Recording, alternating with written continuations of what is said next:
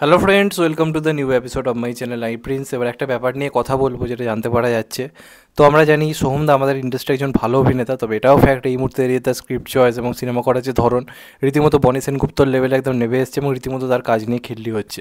এবং এই যে ফেলুবক সিরিয়াল একটা বাজে রকমের ট্রোলিং সহ্য করতে হলো, সিনেমাটা ডিজাস্টার রকমের বক্স অফিস এনেছে, এগুলো তো একদম ফ্যাক্ট।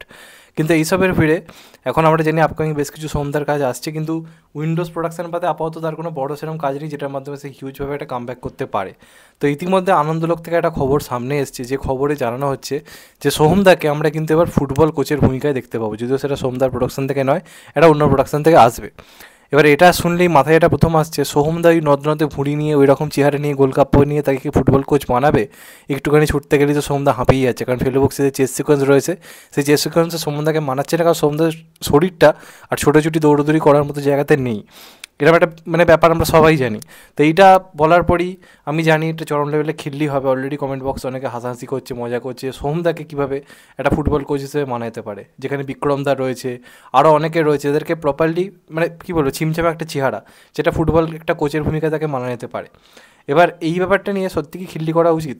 তাহলে দেখো, প্রথমত এই সিনেমাটা হচ্ছে এটা কিন্তু 100% কনফার্ম, এবং সোহমদা কিন্তু সেটার জন্য নিজের ফিগার যথেষ্ট পরিমাণ ঠিক করার চেষ্টা করছে। এবার আমি যদি ধরেও নিই যে সোহমদাকে আমরা যেরকম তাকে বর্তমান ফিগারে দেখছি সেইভাবে যদি দেখতে পাই, প্রবলেমটা কিন্তু তাতেও নেই।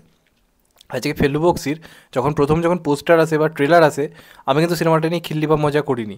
আমি করেছি কখন, যখন সিনেমাটাতে দেখতে পাচ্ছি সোহমকে প্রেজেন্টই ভুলভাল করা হচ্ছে, তাকে ঠিকমতো ইউজ করা হয়নি, একটা সিনকে বারবার রিটেক করা হয়নি, একটা টেক যেটা করে ভালো হয়নি সেটাকেই সিনেমায় ঠাঁই দিয়ে দেওয়া হয়েছে। প্রবলেম এইখানে। কোনো কোচ সে একটা কী বলবো মোটা যে হলেও যে প্রবলেম তা কিন্তু নয়, বা যে রোগা তাতেও কিন্তু কোনো প্রবলেম নয়। প্রবলেমটা হয়ে যায় স্ক্রিপ্টের ওপর। আমি একটা ছোট্ট উদাহরণ দিচ্ছি, একটা সিনেমা এসেছিল, মাধবনের একটা সিনেমা এসেছিল যেখানে সে কোচের ভূমিকা প্লে করেছিল, বক্সিং কোচ, সালা খারুজ নাম ছিল সিনেমাটাতে। সেখানে যে মাধবনের ফিগারটা কখনোই কিন্তু একটা বক্সিং কোচের যেরকম হওয়া উচিত সেরকম কিন্তু নয়। বা এই যে সিনেমাটা এলো ঘুমার, যেখানে আমরা অভিষেক বচ্চনকে দেখতে পাই, অভিষেক বচ্চনের ফিগার কি থুড়ি রোগাটোকা আমার কাছে ছিল, বেশ কী বলবো মোটাসোটাই লাগছিল অভিষেক বচ্চনকে, কিন্তু সিনেমাটা কিন্তু ভালো লেগেছে। তো ওভারঅল কিন্তু সবটাই নির্ভর করে কিন্তু স্ক্রিপ্টের ওপর। স্ক্রিপ্ট আসার আগে বা ট্রেলার আসার আগে আমরা কিন্তু সমালোচনা বা খিল্লি করতে পারি না। এটাও দিনের শেষে সত্যি সোহমদা একজন ভালো অভিনেতা, তাকে প্রপার স্ক্রিপ্ট দিলে সে ভালো কাজ করবে। তো এইখানেও ফুটবল কোচের ভূমিকাতে সে যদি আমরা ধরেও নিচ্ছি তার ফিগার ঠিকঠাক হয়তো মানুষই লাগছে না, কিন্তু এই স্ক্রিপ্টে জোর থাকে, যদি সেই কী বলবো সেই চরিত্রটা যদি জোর দারুণ থাকে। আজকে কোনি তোমরা দেখে নাও, যেখানে আমরা দেখতে পাচ্ছি একজন সাঁতার প্রশিক্ষককে, যেখানে প্লে করেছে সৌমিত্র চট্টোপাধ্যায়। তো সেই যে মানুষটার যে ফিগার কি পুরোপুরি একজন সুইমারের মতো কি ছিল, তাকে দেখে কি মনে হচ্ছিল? কিন্তু সে ওটা ভালো শেখাতে পারে। তো সেই স্ক্রিপ্টের ওপর পুরো জিনিসটা নির্ভর করছে, সোমদাকে কীরকম স্ক্রিপ্ট দেওয়া হয়েছে, ওই কোচটার ডেভেলপমেন্টটা কীরকম দেখানো হচ্ছে গল্পের মধ্যে, তার সঙ্গে বাকি যারা শিখছে তার কাছে তাদের সঙ্গে কোচের সম্পর্কটা কতটা ভালো দেখানো হচ্ছে, এই সব কিছু কিন্তু নির্ভর করে। সোহমকে কেমন দেখতে লাগছে এইগুলো কিন্তু এক্ষেত্রে নির্ভর করে না। তো এখন বাংলা সিনেমার প্রবলেম হয়ে গেছে স্ক্রিন প্লের ওপর। এই যে সিনেমাটা এলো অমর সঙ্গী, যথেষ্ট ভালো একটা কনসেপ্ট ছিল, স্ক্রিপ্ট খাজা বানিয়েছে, তাই সিনেমাটা জঘন্য লেগেছে। তেমন সোহমকে যদি মানানসই নাও লাগে, যদি স্ক্রিপ্টে জোর থাকে, চরিত্রটার মধ্যে যদি কোনো ব্যাপার থেকে থাকে, তাহলে কিন্তু অবশ্যই সিনেমাটা ভালো হতে পারে।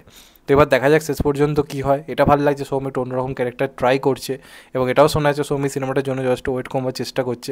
তবে যদি সিনেমা ঠিকঠাক না বানাতে পারে, যদি তাড়াহুড়ো করে যদি ভুলভালভাবে বানায়, এবার কিন্তু সোহমদাকে কিন্তু বাজে খিল্লির হাত থেকে কেউ বাঁধতে পারবে না। কারণ অলরেডি খিল্লি হচ্ছে এটা ভেবে যে সোহমদা ফুটবল কোচ, সেখান থেকে যদি দেখি আমরা সিনেমার সেটে ঠিকভাবে জিনিসটা প্লে করতে পারছে না, মানাচ্ছে না, তাহলে কিন্তু চরম খিল্লি হবে। তাই আমার মনে হয় এরকম একটা চরিত্র করা যথেষ্ট চ্যালেঞ্জিং, সেই চরিত্রটা হয়ে ওঠা তার থেকে 3 গুণ বেশি চ্যালেঞ্জিং। তো সেই চ্যালেঞ্জটা সোহমদা কতটা নিতে পারে তার উপর কিন্তু সবটা নির্ভর করছে। তো দেখা যাক, হোপ ফর দ্য বেস্ট, আশা করবো ভালো হোক, সোহমদার ভালো কামব্যাক আমরা প্রত্যেকে চাই। তো দেখা যাক লাস্ট অব্দি কী হয়। যাই হোক, এটা আমার মতামত দিলাম, তোমাদের এটা নিয়ে কী মতামত অবশ্যই কমেন্টে জানিও। চ্যানেলটা নতুন হলে চ্যানেলটা সাবস্ক্রাইব করে দিও and get the bell icon. ভালো থেকো সবাই, নমস্কার, আবার দেখা হবে, টেক কেয়ার, সবাই ভালো থেকো।